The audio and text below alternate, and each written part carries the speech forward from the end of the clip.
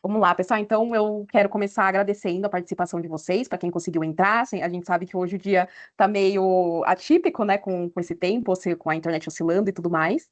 Eu sou a Josiane, analista de vendas aqui da UpData, e o nosso evento de hoje vai ser a respeito de sustentabilidade e ESG. A gente vai apresentar um pouquinho de como o Naime pode ajudar nos processos de ESG, e para isso a gente tem uma convidada muito especial que eu vou apresentar daqui a pouco. Antes disso, eu quero começar contextualizando um pouco sobre quem é a UpData, o que que a gente faz. A UpData é uma startup. Nós trabalhamos com foco em fazer com que a inteligência artificial traga e gere mais insights para os nossos clientes com a utilização de dados.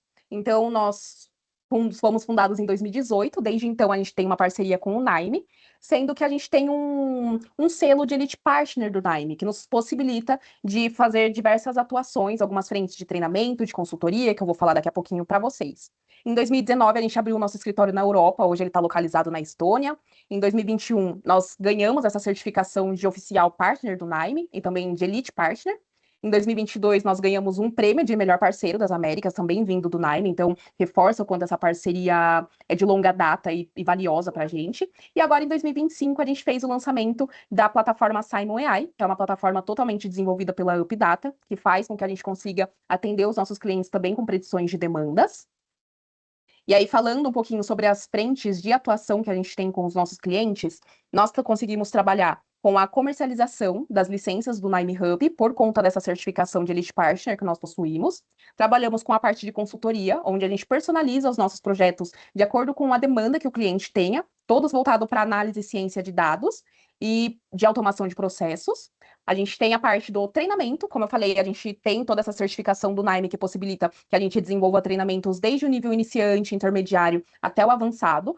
Na parte in company, que é treinamento para empresas, para equipes, até o individual, onde nós abrimos 2 turmas anualmente para fazer treinamento nível iniciante e intermediário. Temos a frente também de treinamento Python, de análise e ciência de dados, e alguns workshops para os nossos clientes também e para empresas. E como eu mencionei antes, a parte de automação de processos que a gente tem agora com a plataforma Simon AI, que a gente consegue atender também com a frente de predições.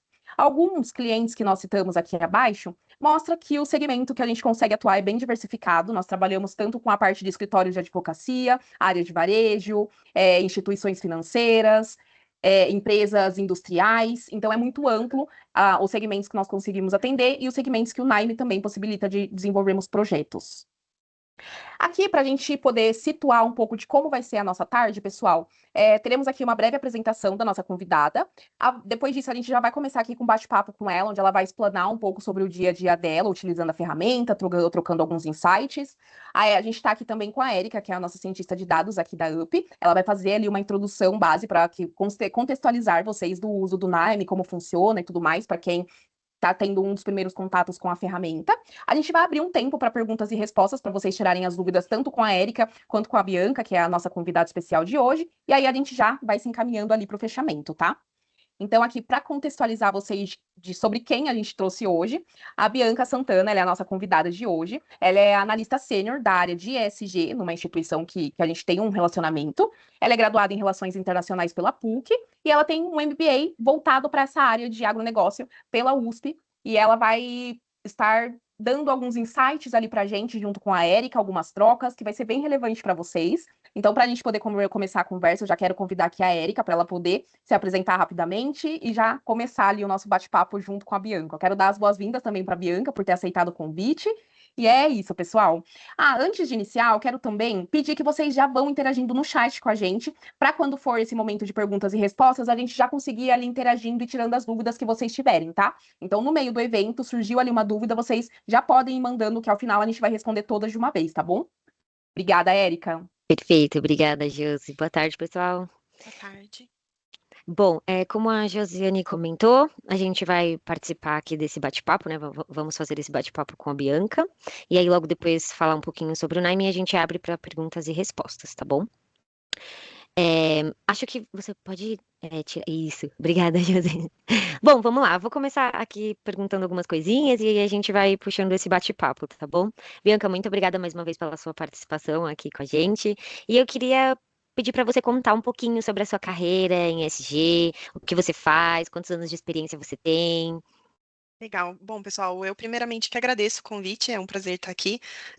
Nós temos tido uma troca muito intensa dentro da instituição em que eu trabalho, que é uma instituição financeira, então é muito bom poder dividir com vocês um pouco da nossa experiência. Falando um pouquinho sobre mim, a Josi já, né, deu um indício aí da minha carreira, então eu sou formada em Relações Internacionais pela PUC, e confesso para vocês que quando eu concluí a graduação, é, a gente estava no auge do ESG, a primeira vez que a gente estava tendo contato com as siglas, era um tema novo. Na época já se existia uma demanda das instituições financeiras passarem a ser obrigadas a ter uma área específica de ESG, então eu peguei ali bem a ascensão do mercado. E quando eu entrei na instituição financeira, o meu foco era mais relacionado à sustentabilidade corporativa. Mas por estar numa instituição muito ligada ao agronegócio, a minha carreira foi tomando outros rumos e passou a ser focada em gestão de risco socioambiental e engajamento comercial dentro de práticas ESG. Com isso, eu fiz o meu MBA, a minha especialização, então sou especialista em agronegócio pela USP e toda a minha formação teve como base análises e críticas com base nas políticas ambientais do nosso país. Então, todo o meu escopo ele está muito direcionado a identificar riscos e propor soluções. Então, tenho aí quase 7 anos de carreira específica nesse tema, olhando para possíveis gaps e trazendo possíveis soluções. E como a gente vai falar aqui, grande parte delas são relacionadas à gestão de dados e otimização e automação de processos. Perfeito, Bianca, muitas experiências na área. E me diz uma coisa, qual foi o seu primeiro processo de automatização, assim, que você participou em SG? Você se lembra? Tantos anos de experiência já, né? Eu diria que parece que são mais anos do que realmente são. São 7, mas às vezes eu tenho a sensação de que são mais, né? Eu acho que quando a gente fala de SG e sustentabilidade, a gente tem muitas mudanças em um ano só. A gente tem é, as mudanças climáticas que estão aí sempre no jornal e na mídia. A gente também tem aspectos regulatórios para seguir. Então, realmente são muitos desafios. Eu diria que o meu primeiro contato com a necessidade de automatização de processos foi quando a diretoria da minha instituição financeira passou a pedir dados socioambientais e a gente não tinha esses dados para fornecer. Então, a gente saiu de um local que era nós coletamos os dados estão dentro de casa, mas a gente não consegue apresentar eles. E esse foi o principal desafio. Esse momento foi o momento em que a sustentabilidade dentro da instituição financeira passou a ser vista como parte do negócio.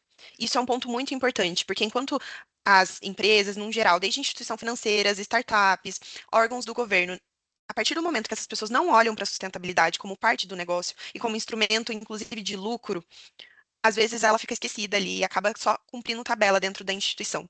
Então, quando essas empresas olham para a sustentabilidade como parte do negócio, a diretoria começa a querer dados, querer números, para a gente, inclusive, conseguir fazer previsões, para a gente saber qual que é o tamanho do nosso risco, qual é o tamanho do nosso gargalo, inclusive para saber se a gente tem funcionários suficientes dentro da equipe para cobrir a nossa demanda. E aí as empresas começam a olhar para esse nicho como um lugar de oportunidade de negócios. Então, o meu primeiro desafio em relação a essa gestão de dados de forma mais automatizada foi lá por volta de 2019, 2020, quando a instituição decidiu que sustentabilidade era um pilar do negócio, não era só uma área para cumprir tabela, e a gente precisou começar a estruturar o que a gente queria obter de dados dos clientes, o que a gente queria fazer com esses dados, qual era o tamanho dos nossos issues socioambientais, e também o oposto, né? Não só esse lado de risco, mas o que a gente já faz muito bem, né? E o que a gente consegue com esses dados, inclusive até uma parte de marketing para a empresa, né? Trazer essa visão do que a gente já faz muito bem, do que a gente já estava muito à frente. Eu me recordo que mais ou menos nesse período a gente já fazia muitas coisas desde 2006, então muito à frente de outras instituições financeiras do mercado, mas não existia a comunicação e a organização desses dados. Então, esse foi o primeiro desafio. Sentar e entender o Uhum. que que a gente ia fazer para poder começar a reportar essas informações. Então, já puxando esse gancho, né, Bianca, de desafios, eu acho que você já até trouxe um pouquinho aí a resposta, né? Quais são a maior dificuldade em querer automatizar esses relatórios de ESG? De o Quais são os maiores gaps, assim, que você vê? Eu acho que a gente poderia ficar aqui falando muitas horas A sobre tarde quais são inteira. esses possíveis gaps, porque existe também uma questão de cultura das instituições em relação à sustentabilidade. Então, a gente tem algumas empresas que têm esse pilar já mais estruturado, que talvez os desafios sejam diferentes de uma empresa que está começando a criar um time de ESG hoje. Então, eu acho que tem algumas diferenças. Mas, no geral, eu diria que o primeiro desafio é a questão da cultura e entender que a área é uma área importante que pode trazer lucro para o negócio. Eu diria que existe também uma dificuldade em entender qual que é o objetivo principal. Às vezes, quando uma área de ESG começa a ser estruturada dentro de uma companhia, essa companhia já está demandando muitos tópicos de sustentabilidade, ela já está querendo fazer muitas coisas, e aí a gente precisa sentar e fazer uma lista de priorização para a gente saber onde que a gente vai começar a atacar. Essa organização e esse espírito que muitos gestores de projeto trazem para os times faz total diferença.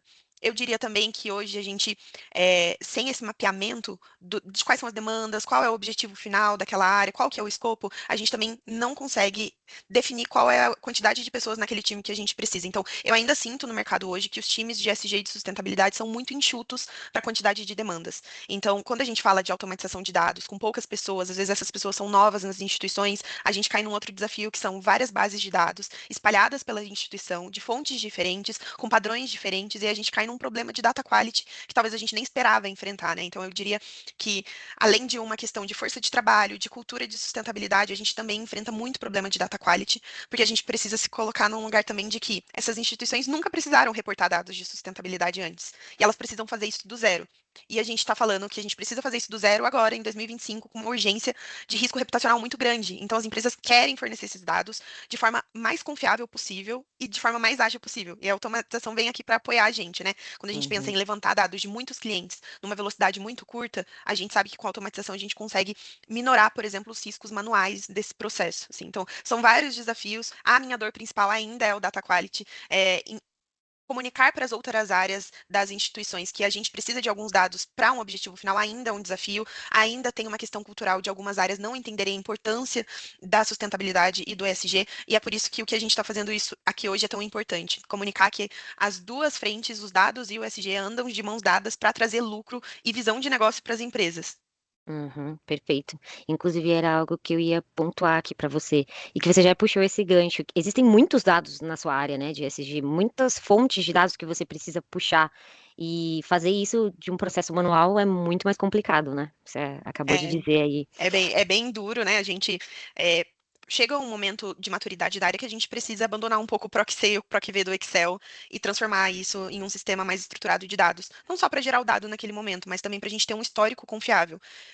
Quando a gente está falando de SG e sustentabilidade, aqui sem olhar de uma perspectiva de agronegócio e só os clientes, mas olhando para a instituição financeira, a gente vê cada vez mais metas sendo traçadas. Então, metas de redução de emissões, metas de é, destinação adequada de resíduos. E para a gente ter essas metas, traçar elas e monitorar se elas estão sendo atingidas ou não, a gente precisa do dado e a gente precisa do histórico. Uhum, E a gente tem uma dificuldade muito grande quando a gente precisa, por exemplo, avaliar o consumo de energia de uma planta, de uma fábrica, que a gente tem várias fontes de consumo de energia e a gente tem, né, vários meses no ano para compilar, e quando a gente pensa em fazer tudo isso na mão, unicamente, consolidar todos esses dados, a gente dá chance para é o erro insano. manual, a Uhum. gente gera sobrecarga no time que pode estar, por exemplo, utilizando de uma ferramenta para automatizar esse processo e focando energia em outras demandas prioritárias da instituição. Perfeito. E você acha que há uma resistência, assim, do pessoal do seu time, da área, para iniciar esse processo de automatização? Ou é algo que o pessoal aceita um pouco mais, assim? Eu diria que lá no começo, quando sustentabilidade ainda não era um pilar do negócio, existia uma certa resistência relacionada a questões de budget mesmo, do porquê eu vou Uhum, investir dinheiro numa automatização de uma área que não me traz nenhuma vantagem no negócio. Isso foi uma questão no passado, não acho que só para a empresa em que eu trabalho, mas para o mercado como um todo, que era para que eu vou alocar tanto recurso aqui, sendo que essa área não faz negócio, não enche o meu bolso. uhum. Mas como essa visão ela tem mudado com o passar dos anos e sustentabilidade tem virado realmente um tripé ali do negócio. A gente fala que o tripé dos negócios acabam sendo a sustentabilidade, a gestão de risco e a oportunidade de negócios. Então, como ela faz parte desse tripé, hoje eu acho que não existe mais essa resistência, pelo menos não com as pessoas ali que eu tenho contato, na minha instituição. Vem mais por uma ânsia e um desejo de realmente automatizar e profissionalizar a gestão dos dados. Então, a gente já entrou no negócio, nós já fazemos parte do pilar da instituição e agora a gente também oferece dado de qualidade, oferece métrica.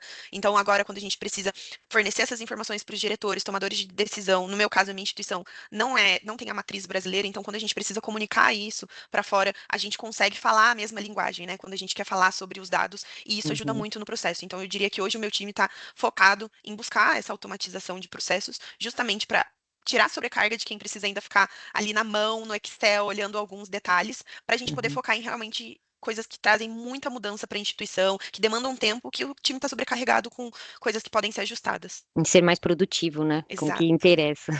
E me diz uma coisa, quais são as ferramentas que você usa, assim, no seu dia a dia, nessa parte de automatização, enfim? Legal. Hoje a gente está usando algumas ferramentas que trazem bastante eficiência na gestão de dados. Então, querendo ou não, hoje a gente ainda tem bases que elas são oriundas de Excel, mas que elas são alimentadas e trabalhadas em outras bases. Então, a gente usa bastante o Power BI, principalmente no momento de comunicar dados para a diretoria, para a presidência da instituição. Então, a gente sabe que o tempo deles normalmente é muito curto, então a gente precisa ser direto na comunicação dessas informações e trazer isso de uma forma visual. Então, o Power BI realmente é muito utilizado por nós. E a gente usa bastante o Naime também. Hoje o Naime é um pilar muito fundamental de uma demanda essencial das instituições financeiras. Então, apenas para trazer um contexto para vocês, as instituições financeiras, além de toda essa parte de sustentabilidade institucional, então de relatório de emissões próprios, relatórios de sustentabilidade, iniciativas sociais, gestão de combustíveis, energia, toda essa parte da instituição, ela também é responsável por reportar algumas coisas ao Banco Central, que é o regulador. Então, essas demandas do Banco Central são demandas prioritárias, até porque, a depender do tipo de demanda, se não atendida, você pode perder a licença bancária para operar no Brasil. Então, são sempre tópicos muito sensíveis dentro da instituição e normalmente são trabalhados por várias pessoas para atender essas demandas. Especificamente, o time de ESG das instituições financeiras, nos últimos 3 anos, 4 anos, passou a ter 3 documentos muito importantes. Um deles é a PR-SAC, que é uma política socioambiental, então ela fica normalmente publicada nos sites das instituições. A GR-SAC, que é um relatório de riscos, ou seja, como a empresa monitora os seus riscos, então também é um PDF que fica normalmente no site das instituições, trazendo essa visão de se existem comitês para gestão de risco, se existe uma área específica de risco operacional, então tem essa visão. E tem a DR-SAC, que é, eu diria, o maior desafio das instituições financeiras, que é um documento de risco socioambiental que é reportado para todos os clientes que possuem operações em aberto. Então, a gente faz uma análise, um screening socioambiental daquele cliente e reporta para o Banco Central 2 vezes ao ano. E isso é um grande desafio, porque esse documento ele é gigantesco. A gente reporta mais ou menos uns 60, 65 tópicos por operação. Então, a gente acaba tendo um cliente que tem 10 operações, a gente vai reportar isso 10 vezes. E as informações para gerar esse documento, elas vêm de diversas fontes de dados. Vem do departamento financeiro, que tem as operações, vem de ESG, que tem uma avaliação de risco, vem do time de cadastro do banco, que vai trazer ali os dados do cliente, CPF, CNPJ, se está ativo, se não está ativo, qual é o valor da operação. Então, eu diria que hoje, na instituição em que eu trabalho especificamente, a gente usa mais ou menos umas 12 a 15 bases de dados diferentes para gerar esse documento. E foi um choque para todas as instituições financeiras quando a diretriz dessa DR-SAC foi publicada, porque muitas das instituições estavam no mesmo local, que era, eu sei que eu coleto esse dado em algum lugar aqui dentro, mas eu não sei como ligar ele e gerar esse documento que o Banco Central está me pedindo. E esse desafio, ele começou como um desafio de dados dentro da instituição financeira e não como um desafio de sustentabilidade. Ele extrapolou a nossa área, porque a gente precisava gerar algo que não dependia só de nós e a gente não sabia por onde começar. Não sabia qual ferramenta usar, como a gente ia cruzar esses dados, se a gente ia fazer via Excel, se a gente ia criar um sistema. A gente não tinha tempo para criar algo do zero como um sistema próprio da instituição, porque a gente precisa atender o prazo do regulador. Então, o nosso grande desafio foi entender como começar e qual base utilizar e com quem contar nessa jornada. Nesse caso, eu vou ter que mencionar vocês, o nosso prestador de serviços para a entrega desse documento é a UpData, especificamente com o Nime. Então, o Nime foi a plataforma que nos possibilitou juntar todas essas bases de dados, que às vezes estavam todas em formatos diferentes, e criar um fluxo dentro do sistema para gerar o arquivo final que o Banco Central pede.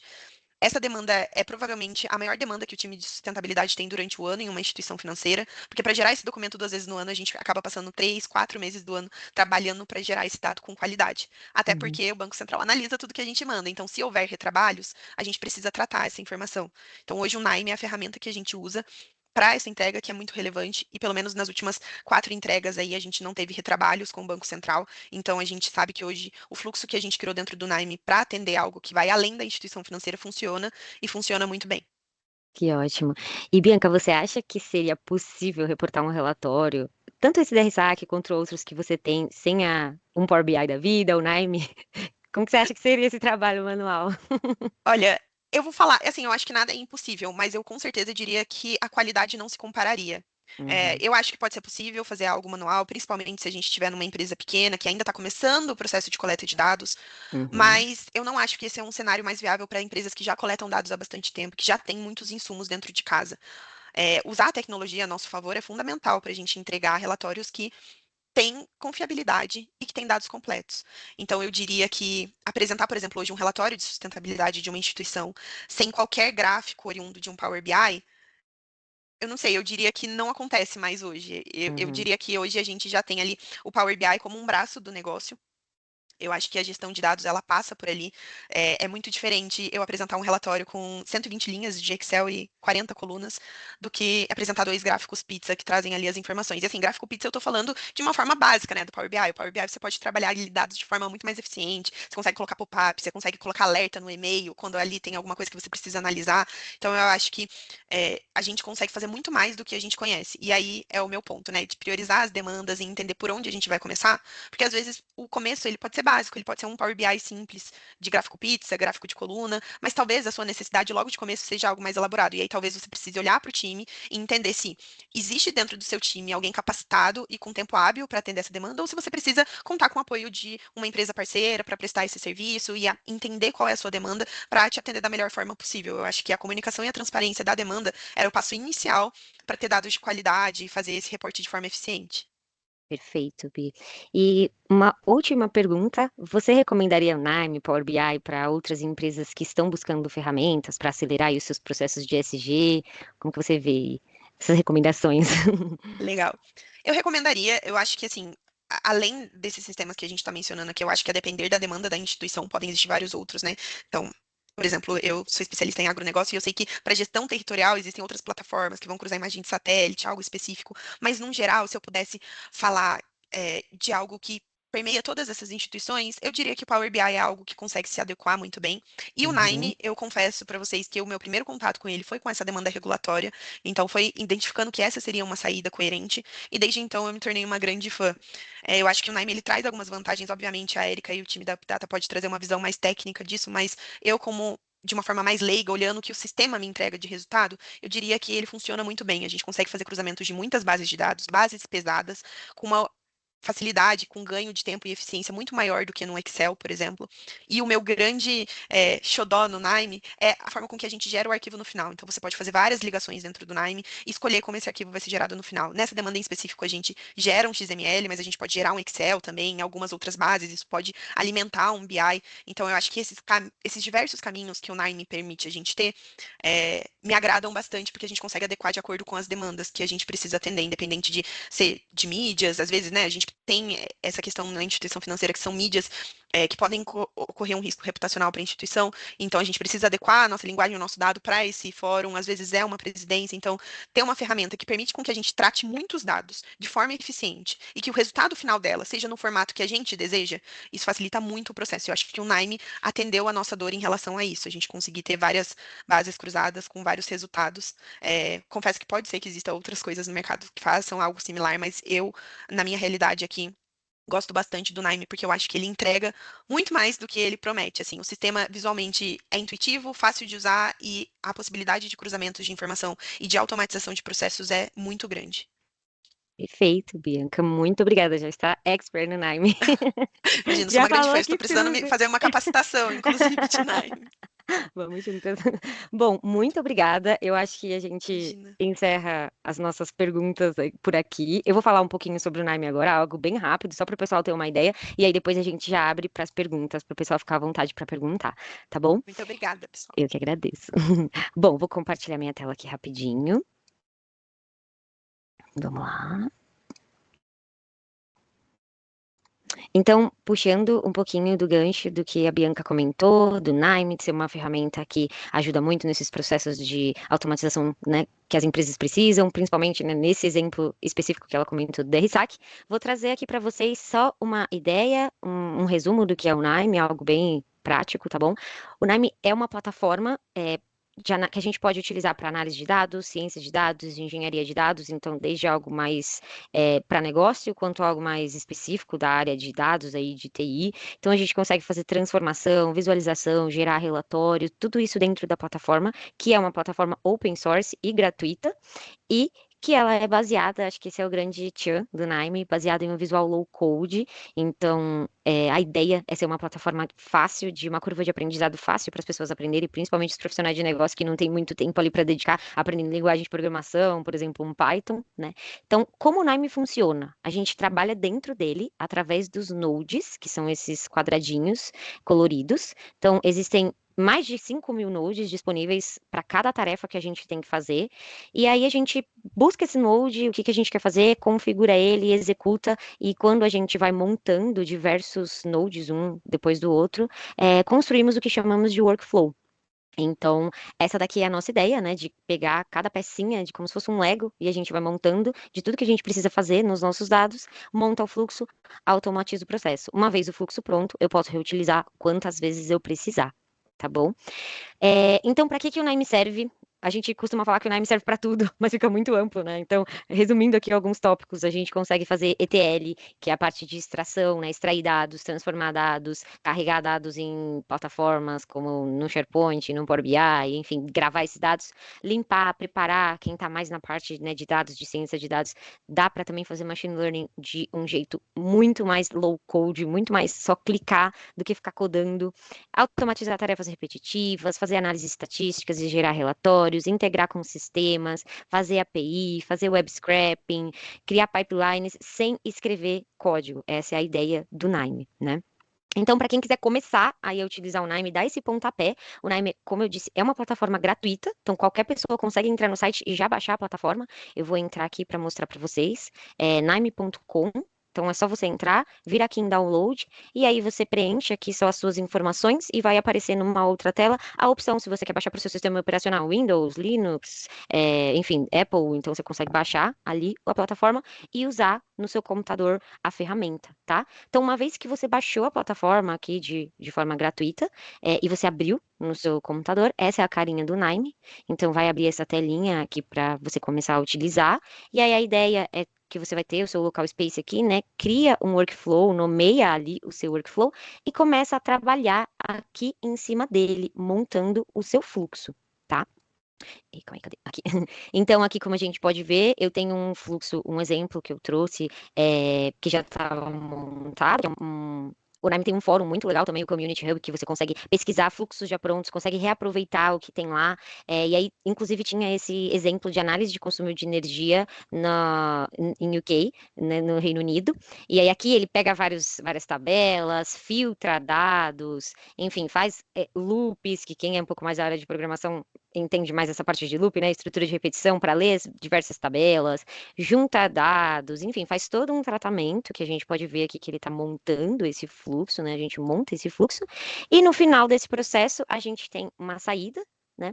Que é uma tabela, e aí a gente pode fazer dessa automatização bem como a gente quiser. Como aqui a gente demonstrou, né, enviar esses dados direto para um dash do Power BI que você tem, então você já automatiza o dash conforme os dados entrarem e já faz toda a manipulação aqui dentro, ou você grava em um Excel, ou você pode gravar ali no SharePoint, pode gravar direto num banco de dados também, então você tem toda essa possibilidade.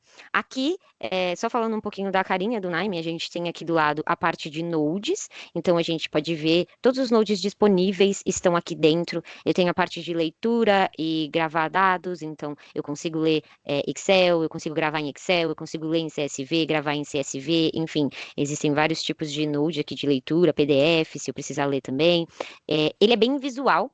Então, eu também consigo ver que os nodes de leitura de dados se caracterizam por ser laranja, os nodes de gravar dados por ser vermelhinho, os nodes de manipulação, que a gente vê aqui, por ser amarelo, os gráficos, então existem vários tipos de gráficos azul, aí tem os nodes de predição, enfim, de banco de dados, então tem diversos nodes, se a pessoa quiser usar Python também dentro do Nime, é possível, então você consegue montar aqui a sua automação de processos e como eu mencionei, uma vez que você montou isso daqui, você reseta, adiciona a sua nova base de dados que entrar e o seu pipeline está pronto só para você rodar e enviar esses dados aqui depois para onde você bem entender. Então aqui a gente tem uma base de dados que foi, o computador está pensando, foi uma base de dados que foi tratada. Uma outra vantagem, rapidinho, do Nime, é que eu consigo trabalhar com base de dados aí de milhões de linhas, 20 milhões de linhas, óbvio que vai depender da capacidade do seu computador, né? Mas aqui, tá vendo, eu tô com uma base de 80 mil linhas e tá fluindo, consigo extrair insights, fazer tabelas dinâmicas, gravar isso no Excel, enfim, fazer gráficos e gerar relatórios e bem como o que eu precisar. Então aqui era só para vocês terem uma ideia do que é a plataforma, como que ela funciona, o pontapé inicial que vocês podem dar, já lá baixando no site, e eu passo a palavra agora para a Josi, para a gente abrir aí para as perguntas. Sim, sim. Obrigada, Érica. Obrigada, Bianca. Pessoal, podem ir encaminhando aqui suas mensagens, tá? A gente já tem aqui uma pergunta, que é a do Rodrigo. E ele quer saber como convencer a liderança sobre a importância de investir nessas automações. Eu acredito que seja para a Bianca, né, que já passou por esse desafio. Se você quiser compartilhar como foi a sua Essa é a pergunta experiência, do né? milhão. É, Poderia ter, se não quer confesso, calar. Rodrigo, poderia ter um caminho mais fácil. Seria muito importante que esse caminho fosse mais fácil, inclusive. Eu diria que hoje é impossível convencer uma liderança da importância da automatização sem entregar para ela pelo menos alguns resultados logo de cara. Então, eu acho que é muito importante, de forma estruturada, você comunicar qual é a sua dor, então, qual é o tamanho do seu time, qual é o tamanho da sua demanda, se existe sobrecarga no seu time, sinalizar ela de alguma forma, e aí começar a gerar algum dado com isso, nem que ele seja um dado básico, então meu time tem 5 demandas, cada analista demora 20 minutos para atender cada uma, na semana eu tenho X demanda, e trazer essa dor já com uma proposta de possível solução e automatização. Então, comunicar para a direção da companhia o problema, mas o que pode trazer de resultado na automatização. Então, trazer, olha, eu tenho essa demanda, eu tenho esse volume, eu tenho essa sobrecarga, minha equipe é enxuta, tá desmotivada, não estou conseguindo dar conta, mas se a gente incluir aqui um prestador de serviço do Nime ou uma capacitação para o meu time, a gente consegue trazer eficiência para esse processo. E aí, obviamente, trazer uma parte também um pouco que a gente sabe que a liderança vai perguntar logo de cara, que é uma parte de investimento. Então, trazer o quanto de investimento financeiro vai demandar aquilo e o quanto isso pode trazer de resultado. Às vezes, esse resultado logo de cara não é um resultado financeiro para a companhia. Às vezes, ele é um resultado mais qualitativo do que quantitativo. Mas os resultados qualitativos, eles também merecem ser comunicados, né? Então, satisfação da equipe, entrega de dado com qualidade, velocidade na ingerir essas informações.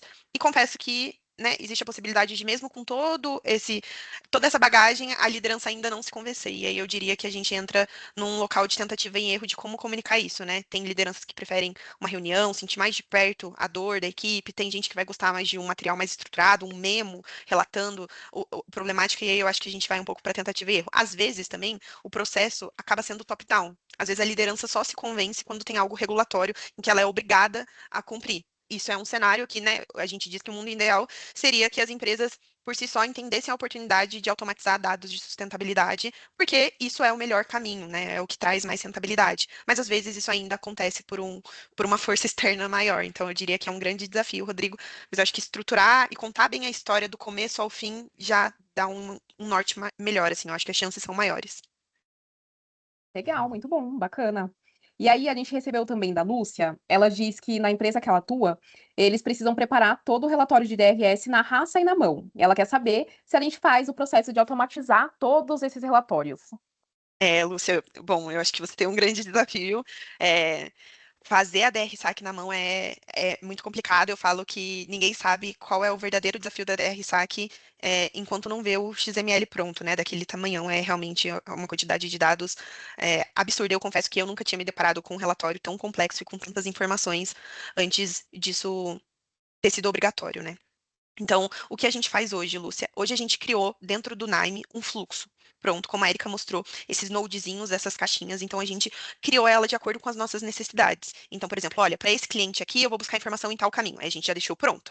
Ah, para esse cliente aqui, quando ele tem esse tal risco, a gente, para pergunta 02, a gente coloca o risco não sei o quê. A gente criou todos esses racionais, nosso fluxo é bem grande, tem várias regrinhas ali descritas. Foi um trabalho, né, cansativo, Érica, descobrir todas essas regras e tudo que a gente precisava tratar para criar o workflow. Mas hoje, Lúcia, com o workflow criado, a única coisa que a gente faz é incorporar as bases novas. Então, como a gente criou o workflow com as regras, quando chega o momento de reportar a DRSAC, a gente coleta nas fontes as bases, joga dentro do Nime e aí ele já gera o relatório para nós. Então, isso é uma eficiência muito grande no processo, a gente não precisa ficar catando possíveis falhas e possíveis errinhos ali que podem acontecer, porque o fluxo já foi estruturado. Então, acho que o desafio principal que a gente teve, onde a gente dedicou mais energia, foi deixar o fluxo pronto. Agora, nas entregas, a gente só joga a base de dados e ele gera para a gente a DRSAC.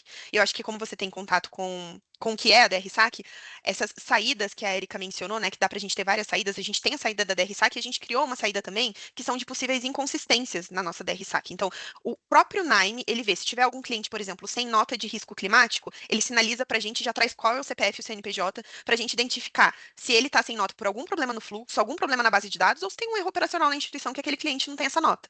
Então, a gente já consegue ter ali um padrão de qualidade da nossa DRSAC, sem que o Banco Central audite a gente. Então, a gente criou vários tópicos de checagem para essa DRSAC, a gente criou esse Excel que ele já traz para a gente se tem alguma inconsistência ou não. Então, no fim do dia, o que a gente bota a mão na massa na entrega da DRSAC para fazer é tratar essas inconsistências se elas existirem, porque aí o Naime já traz mastigado para a gente onde está a inconsistência, qual é o cliente ou qual é a operação, para a gente atacar ali pontualmente, ao invés da gente ter que cruzar tudo na mão, identificar onde pode estar o possível erro e aí trabalhar nele, o Naime já faz todo esse trabalho. Muito Perfeito. legal. Muito bom. É visível o ganho de produtividade com esse processo, né? A Lúcia mencionou que Estamos estão atrasados. atrasadas. Calma, É, Lúcia, dá tempo. dá tempo, Lúcia.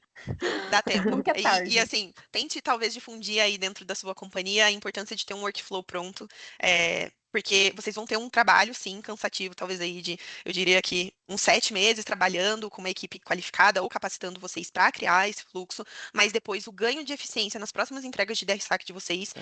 vão ser surreal. A primeira entrega a gente demorou um ano para fazer. As entregas de hoje a gente tem mais ou menos um mês entre a coleta de dados e a geração do arquivo. Então, é uma eficiência sem tamanho para a empresa. Uhum. E isso Muito já legal. avaliando inconsistências, né, Bi? Trabalhando Exato, em exato. tudo, né? Assim, a gente hoje tem tempo de sobra para avaliar possíveis inconsistências. Antes a Uhum. gente tinha que correr contra o tempo, trabalhar fim de semana, acionar a Updata 1 milhão de vezes, batia a cabeça para tentar entender por que as bases não batiam, e com o workflow pronto e com as nossas regras específicas imputadas ali, hoje a gente tem tempo de sobra para poder olhar se ali no nosso Excel de controle saiu alguma coisinha que precisa de atenção ou não. E, inclusive, como o nosso workflow já está pronto, sempre que o Banco Central precisar mudar alguma coisa na DRSAC, a gente consegue ir lá editar o nosso workflow e não construir todo um cruzamento do zero. Isso é muito importante, até porque a gente sabe que muito em breve teremos alterações na DRSAC. Perfeito! Ela é E perfeita. como alivia a dor de cabeça, né? De ter todo esse retrabalho, de fazer alterações de forma manual, né? Eu tô vendo aqui que a Carla tá digitando, acredito que ela vai mandar aqui alguma pergunta pra gente. Se quiser abrir o Muito microfone também. legal.